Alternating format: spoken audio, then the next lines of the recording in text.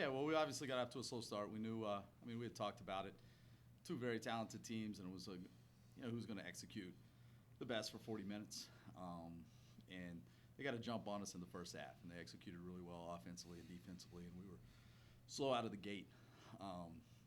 As once we got into halftime, similar to yesterday, I think we got our focus right and our mentality right, and even the last 5 minutes of the first half, and started playing our brand of basketball a little bit.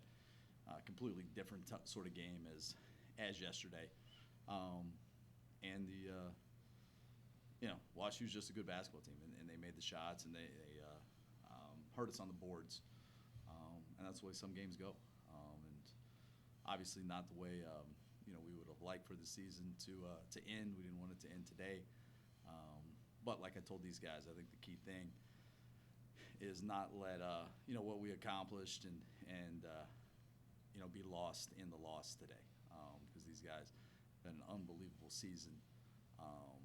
Aside from all the individual accomplishments, just this team's been really, really fun to coach, and obviously the senior class.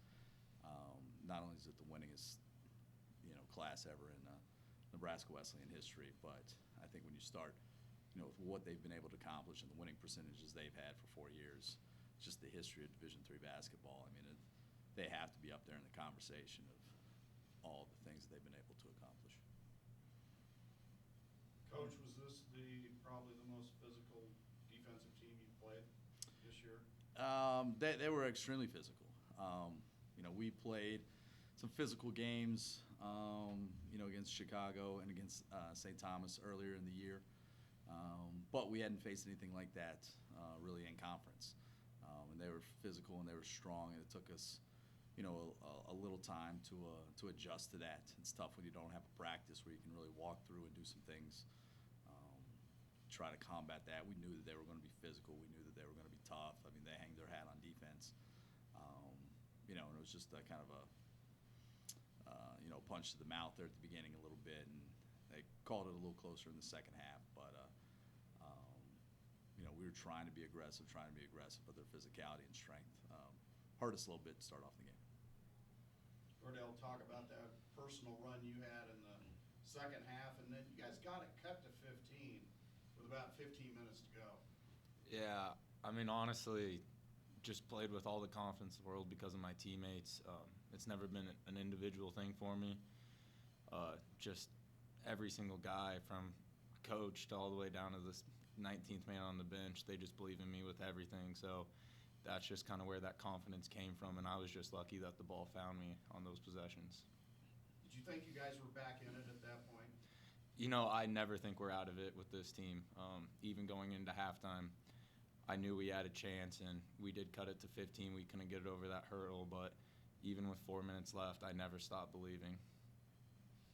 Nate, how close were you to full speed? To me, it looked like you weren't even close to full speed. Yeah, it's kind of tough to tell with a hamstring. Even when I went through it last year, I think I came back a little early. But it was good enough where I felt like I could contribute a little bit and felt comfortable being out there and trying to help my team win. It'll probably take a week or so till, I'm feeling totally comfortable again, but hamstrings are just tough injuries to kind of deal with and kind of tell where they're even at all the time. Are you glad Coach let you get the, 2001 career points? Yeah, I think so. Yeah, I definitely appreciated that.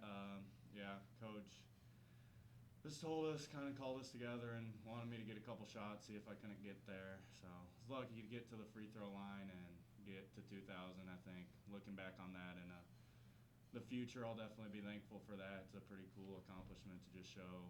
And again, it's something, it's an individual thing that I got to 2,000, but it shows where this team was at for 4 years. To be able to score at that level for 4 years, you can't do it without great teammates, and just being able to play around those guys helped me a lot.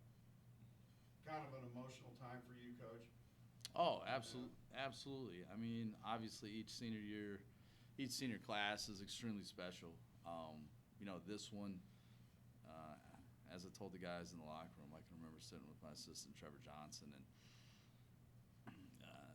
we had everybody up on the board and just going through and in 2016 and just being like, this is going to be an unbelievable class. This is a really, really good class.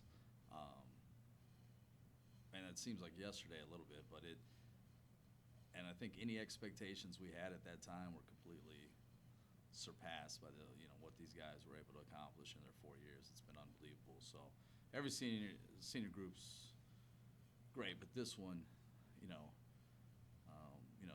they showed what it's like to be winners, and I told them in the locker room more so than the wins and the accomplishments. This senior class, I really enjoyed just being around.